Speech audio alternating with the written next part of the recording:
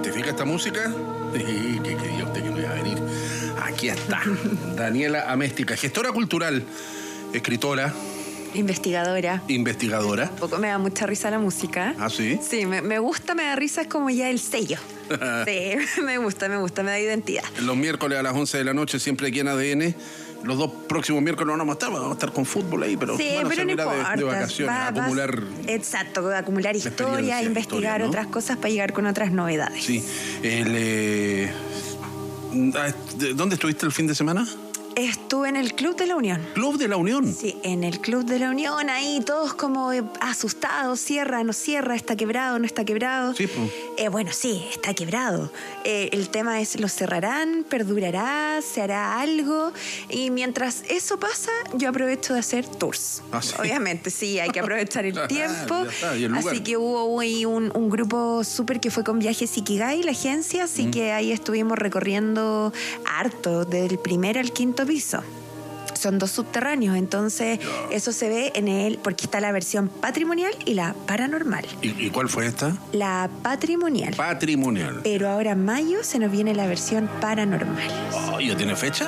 El 14 de mayo. 14 de mayo. Sí, a las 9 Sábado. de la noche. 9 de la noche. Así, a las 9 de la noche, así que ahí vamos a estar. ¿Y cómo te pasan las llaves? ¿Lo abres tú? ¿Cómo? Mira, el Club de la Unión es tan grande y solo queda una persona.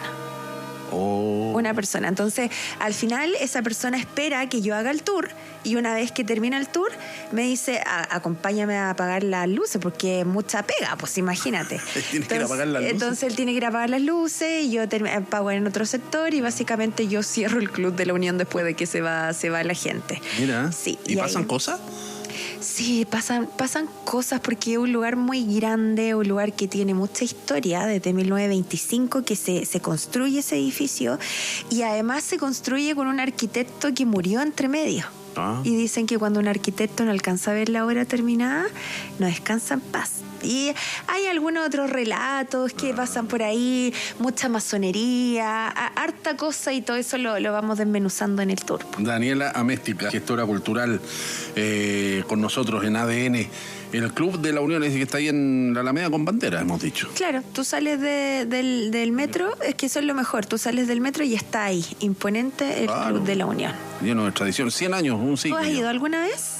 No, adentro no he entrado. ¿En serio? Ya, te voy a invitar al tour. No, por supuesto que voy a ir, ¿no? Tienes que ir, tienes que ir. ¿Alcanzas a llegar? Sí, 14 de mayo, 9 de la noche. Sí, alcanzas a llegar. Día pero sábado es. ¿Patrimonial o paranormal? No, paranormal. Ah, muy bien ahí. Me gustó. De todas maneras. Daniela Améstica, ya lo decíamos, con nosotros en ADN. Sí. ¿Te ha llamado la gente? ¿Te han escrito? Sí, bastante, ¿Ya? bastante.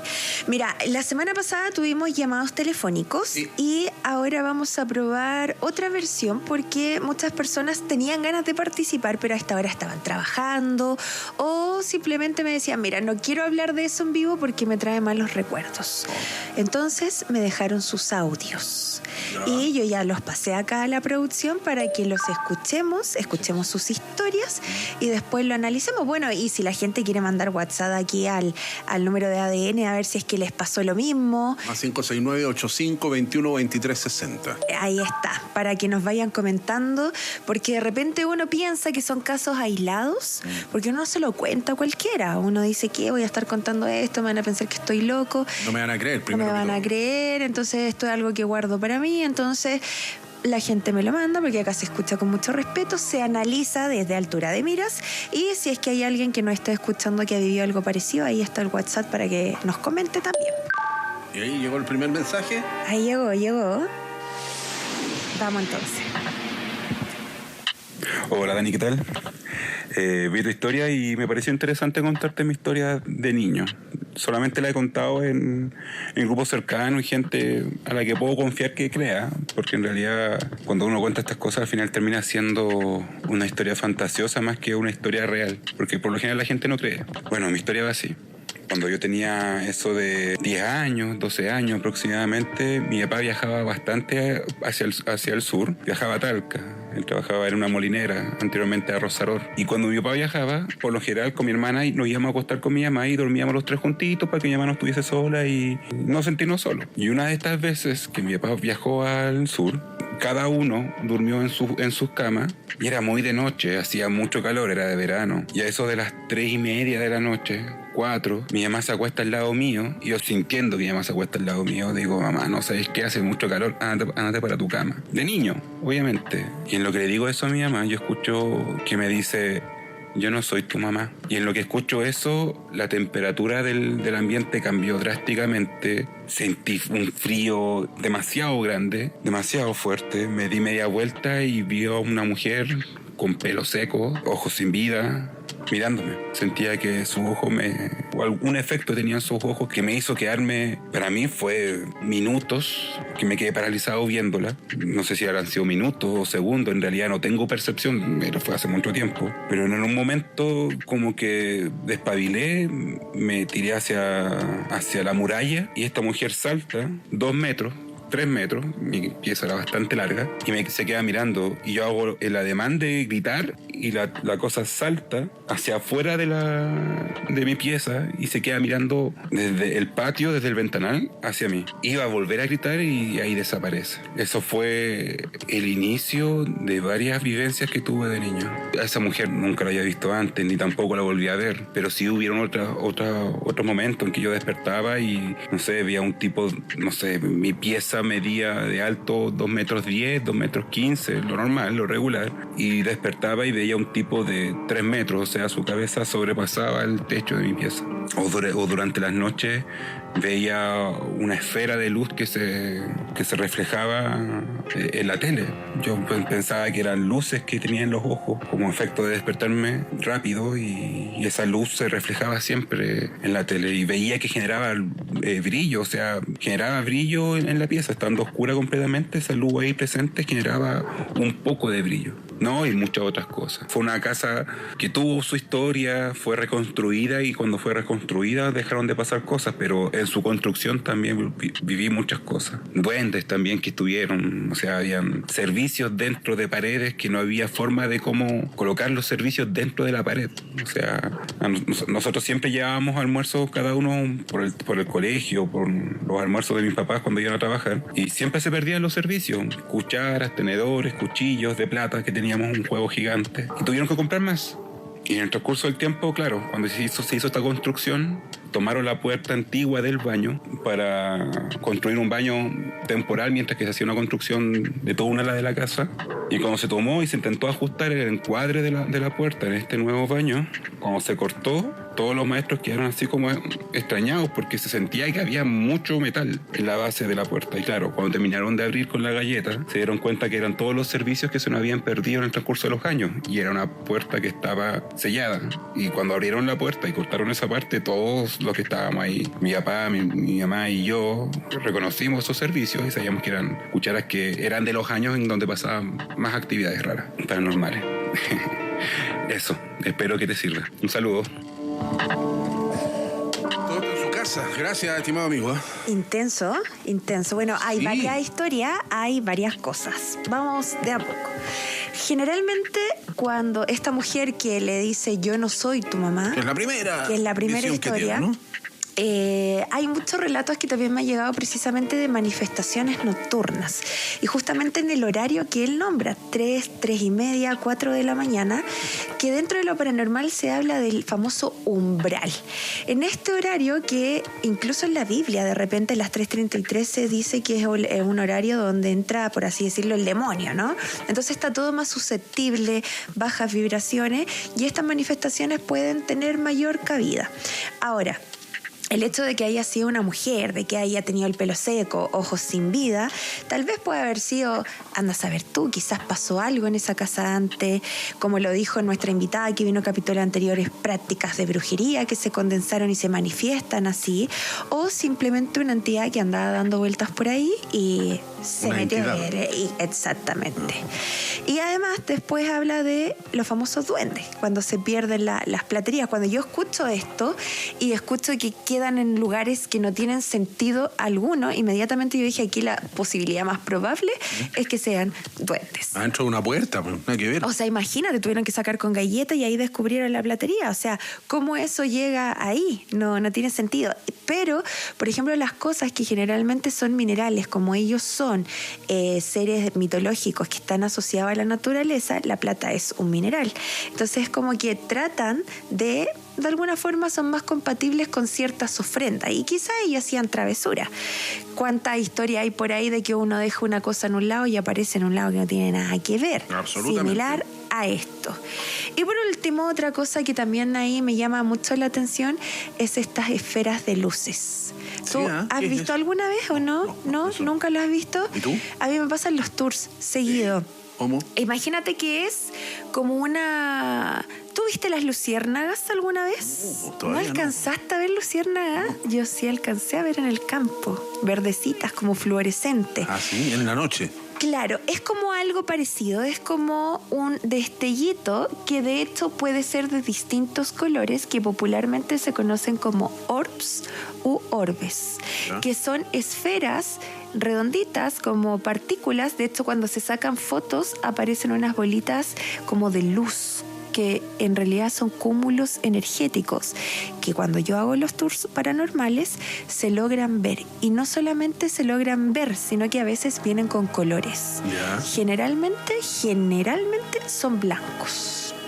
Y dependiendo del color que haya, depende de la energía. Ahora, depende del lugar también. Hay lugares donde se manifiestan de color blanco y supuestamente el blanco no es algo tan malo. Pero en el lugar que está también depende de la interpretación, porque en los tours que yo voy, generalmente la gente ve estos destellos blancos, pero en lugares que yo voy hay un montón de mala energía. Entonces de repente no me calza mucho que sean como cosas buenas. Pero en realidad depende. Ahora, el hecho de que te pasen estas cosas y no querer contarlas porque alguien no te cree, te puede generar también tener eso dentro, digamos, y pensar, chuta, ¿estaré loco? ¿Seré yo el único?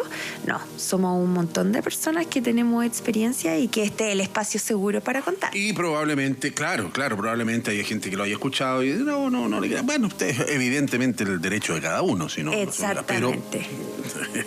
Pero no se va a dar el tiempo de mandar un mensaje de audio para contar todo eso, que no lo va a inventar. Claro, no tiene sentido. Claro. No, acá le creemos. Sí. Acá le creemos.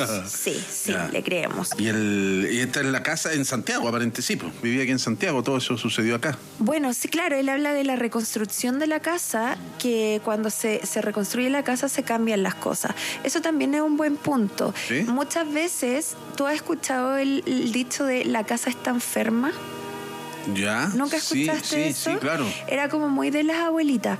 El hecho de decir la casa está enferma es porque de repente hay lugares que uno entra y uno dice, uy, chuta, qué mala onda hay acá, como que siento mala vibra, como que me quiero ir.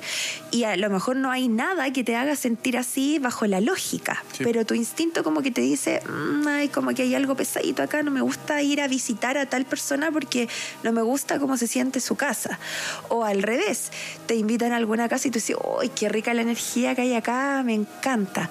Bueno, dentro de los conceptos paranormales se habla de las casas enfermas, que generalmente son casas que fueron testigos de sucesos que pudieron haber sido demasiado traumáticos, asesinatos, enfermedades de la familia, tragedias, ruinas familiares, y que después la historia sigue, la familia se va, se muere, nadie limpia energéticamente esa casa, nadie se encarga de revitalizarla. Entonces los próximos habitantes, si son más perceptivos, pueden estar susceptibles a recibir las energías residuales que quedaron en esos lugares.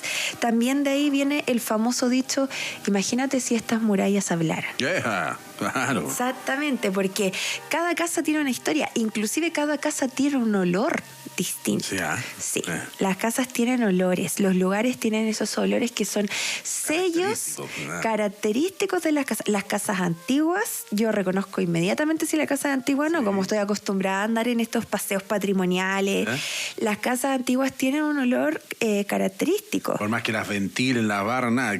Se impregnan, y así como se impregnan de lo bueno, también se impregnan de lo malo. Entonces también es súper necesario de repente hacer limpiezas energéticas a las casas. Uno puede cargarse, pero las casas también.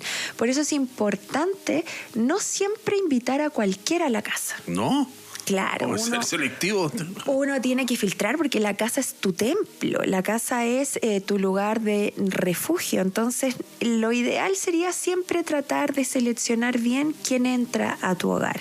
De hecho, mis amigas brujitas, ¿no?, que hacen limpiezas energéticas, dicen que cuando tú invitas a alguien a la casa, siempre tienes que tener ojo en el baño, por ejemplo. Y ojalá que el baño de visitas sea de visitas y no sea tu baño personal. Porque muchas de estas personas, cuando quieren hacerte el daño, buscan elementos que están en los baños para hacer, por ejemplo, prácticas de brujería. Llámese cepillos de dientes, algunos residuos, no sé, por ejemplo, la peineta que puede tener algunos cabellos, ¿cierto?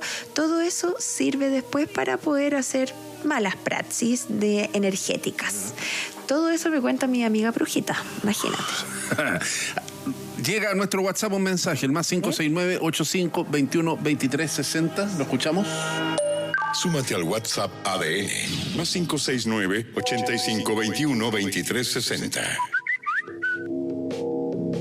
Hola amigos, ADN, Daniel de Chillán. Solamente contar que mi abuela paterna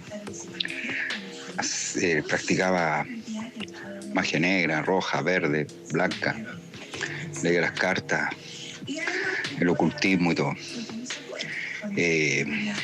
Ganó mucha plata, pero ella nos decía a mí y a mi hermana que tenía un ejército de demonios que la protegía. Lucifer le daba poder y tenía una protección a donde fuera. Tenía el poder de hacer daño, de estar bien, de hacer el bien, si ella lo quisiera, sanar a una persona, por ejemplo. Y me hablaba de eso de la hora, de las 3 de la mañana, una hora clave para los demonios y el diablo que atormentan. Las parálisis del sueño que se llaman ahora, ella decía que eran 2 demonios, incubus y sucubus, algo así. Y hubo muchas miles de historias, llegaba harta gente y todo. Tenía una pieza para atrás, ella, una bodega ahí, habían velas, me acuerdo, nosotros cabros chicos intrusiábamos. Y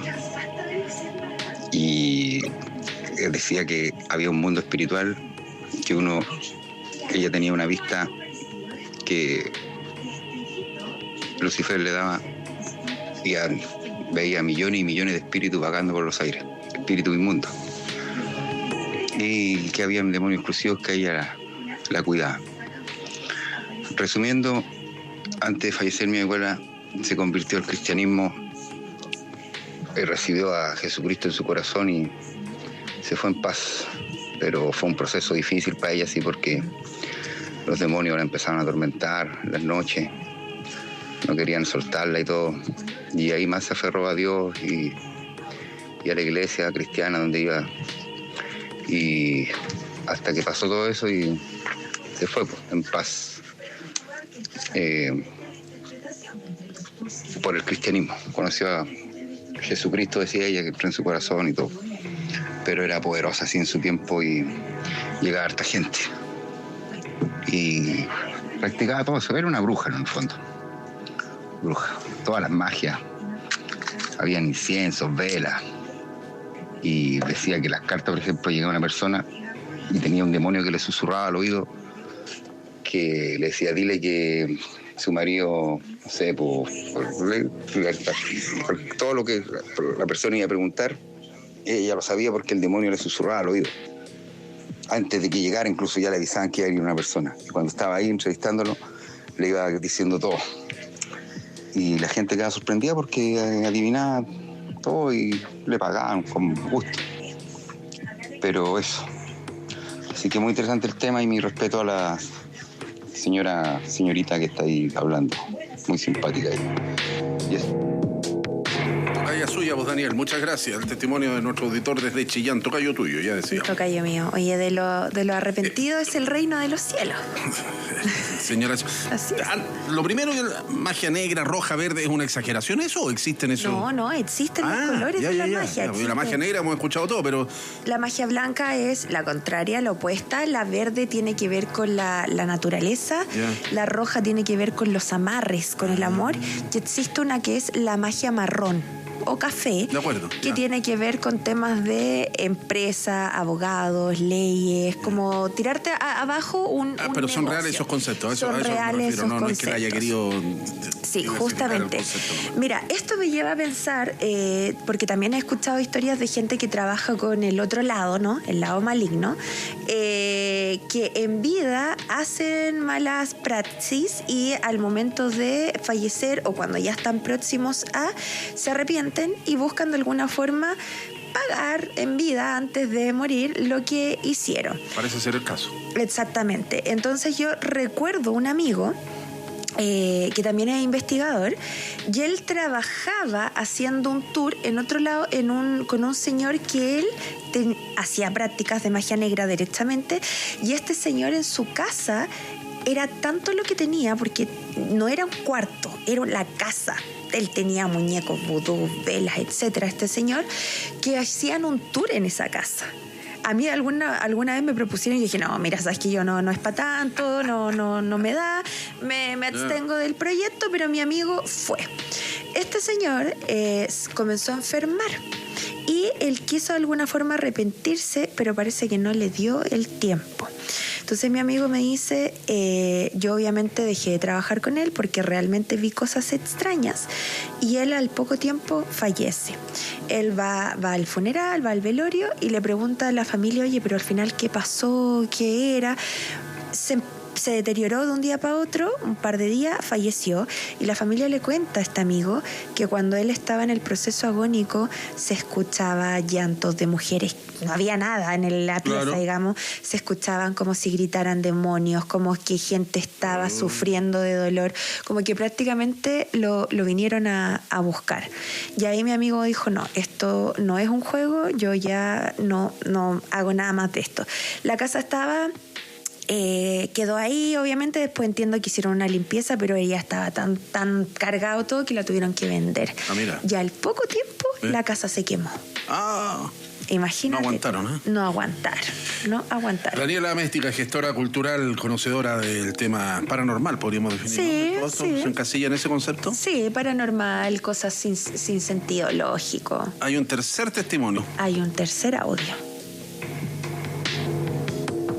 Hola Daniela, hola Álvaro, mi nombre es Ariel y soy de la ciudad de Punta Arenas. Bueno, le quiero contar una experiencia que me pasó hace varios años atrás, exactamente el año 2012. En ese tiempo yo estaba con mi mujer y vivíamos en la casa de mi suegra. Lamentablemente ese mismo año ella falleció de cáncer. Pasaron como unos 3 días desde que había fallecido y una noche ya nos estábamos preparando para ir a dormir. Yo me fui a la cocina a buscar un vaso de agua, algo súper normal. Y cuando entro a la cocina...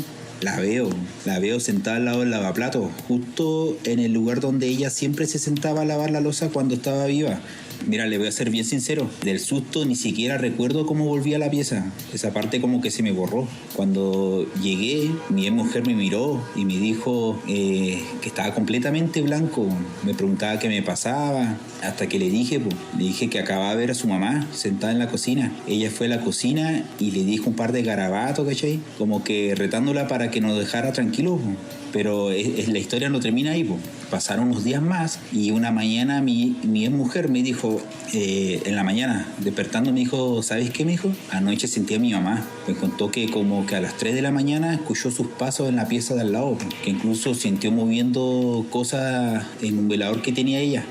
Bueno, yo traté de darle la explicación lógica, ¿cachai? Le dije que quizá era la sugestión por todo lo que habíamos pasado, por su fallecimiento, pero ella insistía de que lo que había escuchado, lo había escuchado clarito. Entonces le dije, mira, si vuelve a pasar esta noche, le dije, despiértame, le dije.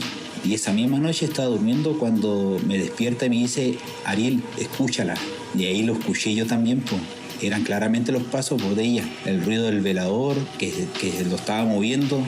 El miedo que sentimos fue enorme, porque era la primera vez que una experiencia así la vivíamos dos personas al mismo tiempo. A mí siempre me había pasado cosas raras antes, pero siempre estaba solo. Esa vez éramos los dos escuchándolo. Los pasos siguieron caminando hasta el umbral de la puerta de nuestra pieza. Y yo me tapé entero con la sábana del puro miedo. Pero sentíamos que estaba ahí, ¿cachai? Parada en la puerta mirándonos. Y hasta el día de hoy esa experiencia es algo que nunca hemos podido explicar. Bueno, esa fue mi historia. Un saludo para usted y para todos los que están escuchando. Bueno, Ariel desde Punta Arenas nos ha enviado este testimonio. Parece que es lógico y natural sentir miedo en algún momento, Daniela, ¿no? Claro, sí. Bueno, es parte de la naturaleza humana, ¿no? Sí. Ahora, cuando yo escucho este relato, ¿ya? Pienso tal vez en algún error fundamental, que es el clásico echarle garabatos cuando uno siente algo. Generalmente dice, no, yo cuando siento algo me viene a molestar, le echo garabatos para que se vaya. Claro. A veces resulta, a veces puede ser contraproducente. Genera la reacción de parte del espíritu. Exacto, porque tú no sabes frente a quién te estás, digamos, imponiendo, ¿no? De hecho, hay muchos guardias del cementerio que dicen, no, me voy a molestar, y garabato y se acaba. Claro, no es lo recomendable, porque así como en el mundo de los vivos, sí, a veces tú le echas un garabato a alguien y se acaba el tema, pero a veces tú le tiras un garabato a alguien y la cosa se pone peor. Es exactamente lo mismo, porque nunca sabemos con qué nivel de entidad podemos estar de alguna forma enfrentándonos. Ahora, aquí también pasa algo bastante interesante, porque cuando son muertes, a lo mejor ella estaba enferma y pudo haber a lo mejor fallecido sin dejar algo pendiente, digamos, o sin esperar morir, porque muchas veces la gente enferma pero no desea morir todavía, no desea partir todavía. Entonces tal vez esos comportamientos que se tenían en vida, una vez fallecido, pues como que vuelven, ¿no? Como que el espíritu de alguna forma vuelve, se aferra a la partida. Y eso también pasa muchas veces cuando son muertes repentinas, cuando son muertes por accidentes, por ejemplo, cuando son asesinatos, que la gente dice, oye, pero yo todavía lo escucho, todos los días en la mañana se paraba a la cocina y todavía yo siento en la mañana que las cosas en la cocina se mueven. Es por esa razón que mucha gente aconseja que cuando eso pasa, más allá de echarle garabatos, ¿no? Es hablarles, decirles lo que les pasó y decirles que tienen que partir y darles tranquilidad de alguna forma. O sea, parte, ándate, acá vamos a tratar de estar bien, trata de buscar el descanso para que de alguna forma así ellos puedan trascender. No es recomendable el tirar garabatos. Estar en contra de ellos, sino que hablarles en buenos términos.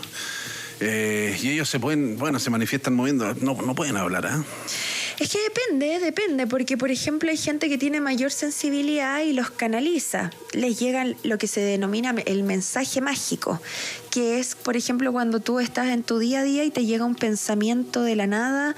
Hay gente que le llega nombres, que le llega frases completas, que le llega una palabra, y de alguna forma así lo puede manifestar. O hay otras manifestaciones que directamente son más violentas y que se denominan los poltergeist, que es cuando las cosas se mueven solas. Y ni siquiera es que se muevan, o sea, hay videos, hay registros que se abren las puertas de la cocina con una violencia, saltan los platos. Entonces, en realidad el tipo de manifestación también depende de la entidad que se esté manifestando. Daniela Mástica, escuchemos una canción y después nos cuentas cómo viene el fin de semana. Si hay actividades, sí, un cuarto para las 12. Faltan 15 minutos para que termine este miércoles.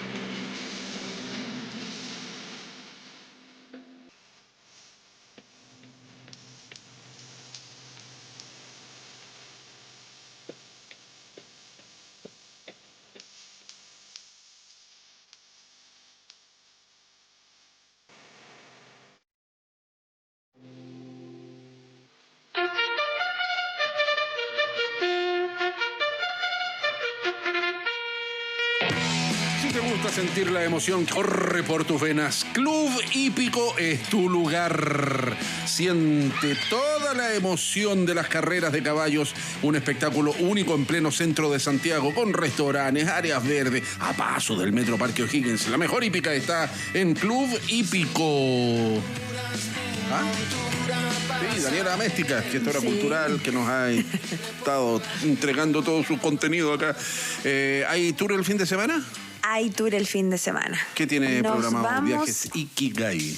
Con Viajes Ikigai nos vamos a el Portal Fernández Concha el viernes. ¿A qué hora? Los subterráneos, 7:30. ¿De la tarde? 7:30 de la tarde. ¿Ya? Abajo es oscuro 24/7, son los subterráneos. ¿Ya? Sábado tenemos descenso, Túneles de Santiago.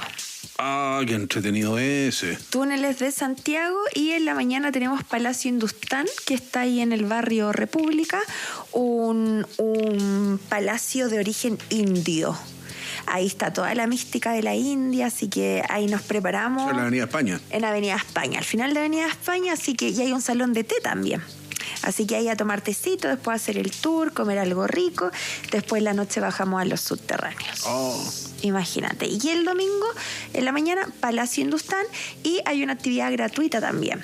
Allá mismo. Allá mismo en la biblioteca voy a estar dando yo con otro colega una charla, Juan Carlos Arellano. Una charla. Investigador del tema de del Cerro del San Mapocho, Cristóbal, la pirámide, todo eso. Sí, lo hemos conversado con él. Histórico, patrimonial. Así que él va a estar hablando de eso, y yo de los túneles de Santiago. Y una actividad gratuita, hay que inscribirse por Viajes Ikigai, y ahí es una charla, y luego de eso pueden recorrer el palacio, el salón de té, así que ahí todo invitado. Ah, está buena. Sí, es a las 11:30 de la mañana del día domingo. Perfecto. Sí, deben quedar cupos pocos, así que ahí hay... En el sitio web Viajes Ikigai, pero si no, en el Instagram. Y latina K de kilo, y latina GAI. Ikigai. ¿Cómo suena? Así mismo. Daniela, que tengas una buena semana. Igualmente. Felicidades. Igual, gracias. 8 minutos faltan para la medianoche.